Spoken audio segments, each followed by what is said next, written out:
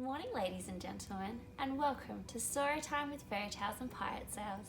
Today we will be reading Beauty and the Beast. Once upon a time, a selfish young prince refused to give an old beggar woman shelter in his castle. But the old woman was really an enchantress. As punishment, she turned the prince into a terrifying beast and cast a spell on everyone in the castle. Giving the beast a magic rose, she said, "This will bloom until your 21st year. If you learn to love another and earn that person's love before the last petal falls, the spell will be broken. If not, you will remain a beast forever." In a sleepy village nearby, an eccentric inventor named Maurice lived with his beautiful daughter Belle. Gaston, a strong and handsome young man from the village, had decided that he wanted to make Belle his wife. "After all," he told his friend LeFou, "she's the best looking girl in town." Gaston arrived at Belle's house, confident that Belle would agree to marry him. But when he asked her, Belle refused him without a second thought. She knew she could never marry someone as arrogant and conceited as Gaston. One day, Maurice set off for a fair with his latest invention.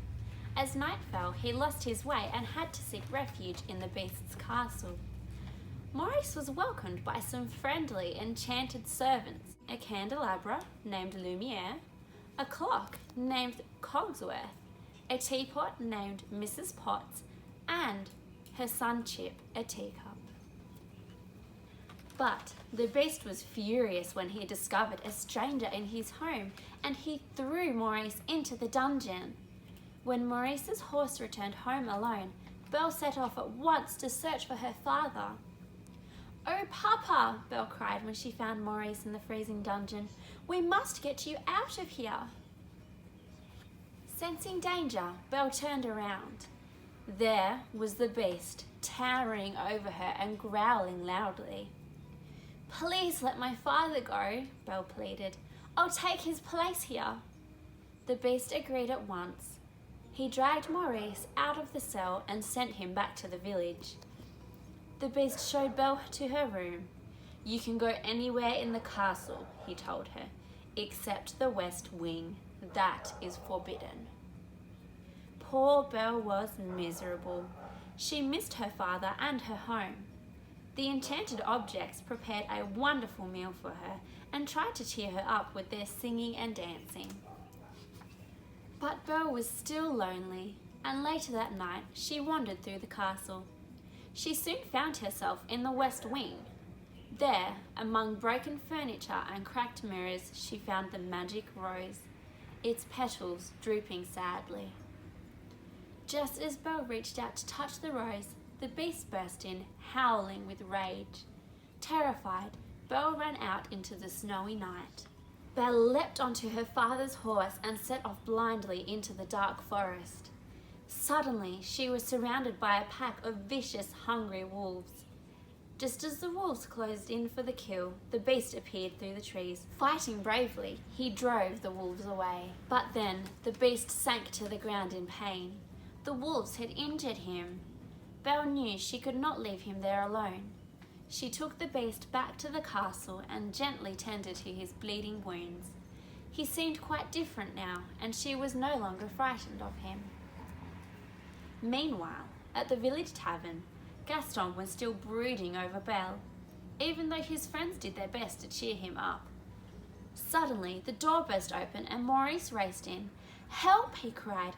"Belle is being held prisoner by a monstrous beast." The men in the tavern burst out laughing. They thought Maurice was mad, but Gaston smiled to himself. He had thought of a way to make Belle marry him. He called a tall, sinister-looking man over to his table, and Gaston began to tell him what he had in mind. As the days passed, Belle and the beast spent more and more time together. The enchanted servants were delighted. They were certain that Belle would fall in love with their master and break the spell, but time was running out. Each day, more petals fell from the magic rose. One evening, after dining and dancing together, the beast and Belle sat out on the terrace in the cool night air. "Are you happy here, Belle?" asked the Beast. "Yes," replied Belle. "I just wish I could see my father again." "You can," said the Beast, and he gave Belle a magic mirror. "This will show you whatever you wish." "Oh, thank you!" exclaimed Belle. But as she gazed into it, Belle saw her father lost and trembling with cold as he searched for Belle. Although the Beast loved Belle, he knew he had to let her go to her father. "Take the mirror with you," he said sadly, "so you can remember me." Belle set off from the castle and soon found Maurice.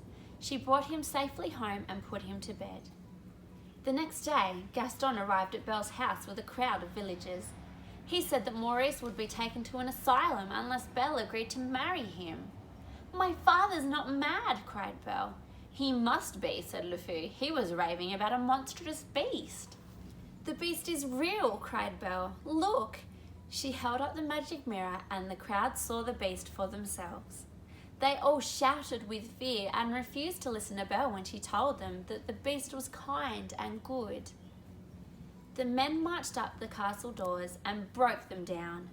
Cogsworth led the enchanted servants in a brave defence of the castle, but the beast missed Belle and was too heartbroken to fight, even when Gaston beat him with a club and drove him onto the castle roof. Only when he heard Belle's voice did the beast look up. "You came back," he cried, rushing to embrace Belle. This was the chance Gaston had been waiting for. Drawing his dagger, he stabbed the beast in the back. But as the beast collapsed, Gaston tripped and fell tumbling from the roof. Belle ran to the wounded beast and bent to kiss him. The last petal was just about to fall from the rose. "You can't die," sobbed Belle. "I love you. I wish I had never left you alone." Suddenly, a magic mist surrounded the beast, and before Belle's astonished eyes, he changed into the handsome young prince he had once been. One by one, the enchanted servants became human again. Weeping with joy, they hugged each other as the prince swept Belle into his arms. The prince had found his true love at last, and the spell of the enchantress was broken. As the sun burst through the clouds, they knew they would all live together in happiness forever after. The end. Thank you so much for listening to me read to you. Bye.